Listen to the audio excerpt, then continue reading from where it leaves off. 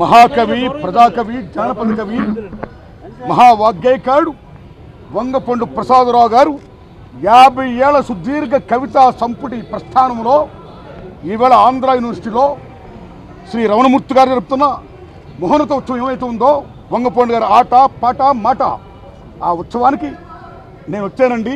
మీ అందరితో పాటు నేను ఆ మహాకవికి మనందరం కూడా జయజయలు పలుకుతాం. Thank you very much. ఈరోజు విశాఖపట్నంలో వంగపండు పాటకి 50 సంవత్సరాల ఉత్సవం జరుగుతుంది. విశాఖలో ఉన్న మేధావులు, విశాఖలో కళాకారులు, ప్రజలు ఈ ఉత్సవాన్ని ఏర్పాటు చేశారు.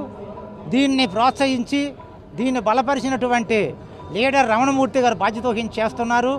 అయితే నా పాట 50 సంవత్సరాలు కాలంలో నా పాట ఎందుకు ఇంత దూరం ప్రయాణించి ఇంత ప్రయాణం సాగించింది అనేది చాలా అవసరం. ఇప్పుడు పాటలు అన్నీ జానపద పాటలు కావు, అన్ని పాటలు జానపద ఉద్యమ గీతాలు కావు.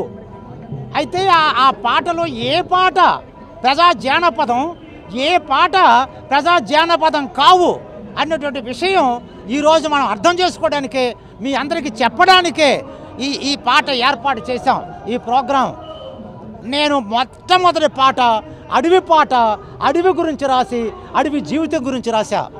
ఆ పాటే అంబా తక్కడే అజా బనరే నక చిన్న కరి జన్న కరే, అరే అంబా తక్కడే అజా బనరే నక చిన్న కరి జన్న కరే, కోదోలు మండి మేమో అంబా తక్కడే కొండోలు మండి మేమో అజా మన్నారే, అంబా తక్కడే అజా బనరే నక చిన్న కరి జన్న కరే.